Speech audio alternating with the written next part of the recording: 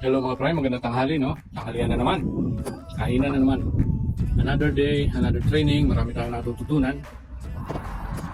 At least kahit pa paano, refresher nga naman ito. Tinawag na refresher, kaya diretso kami sa actual. Halos nasa scene talaga of fire, advanced training of firefighting pala yung kinuha ko ngayon, no?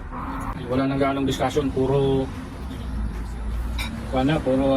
senaryo kung paano tayo magre-react, ano yung magiging setup sa kada binibigay na senaryo.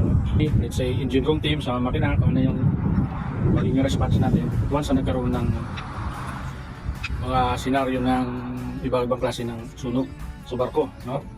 Saka applicable din naman talaga ito kahit dito sa lupa, para at least hindi tayo nabibigla, no? Pag in case of emergency, dapat always prepared tayo, no?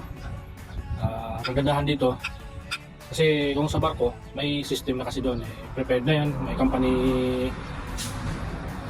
procedure na yan na sinusunod natin. So sa kada drills natin, yun na yung ginagawa, yun na yung procedure, at yun na yung familiar tayo palagi, no? Dito may iba-iba tayong classmates na galing sa iba't ibang company din.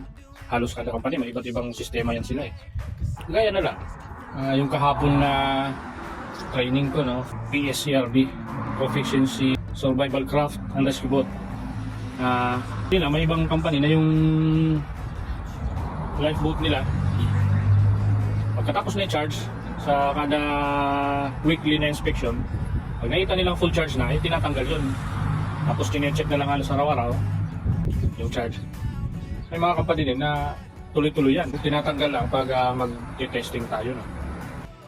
Ganun pa man, isa lang yung purpose nga na maging ready palagi yung mga equipment natin sa barko, lalo na in case of emergency, no? Kaya lang, ito na, kain muna tayo at hinihintay tayo ng grasya. So ito yung ulam ko ngayon, pork chop prepared by my wife. Salamat sa iyo. Ito may gulay pa, yan, no? Yun, may gulay at may pork chop. Kain tayo. Have a good day sa inyong lahat.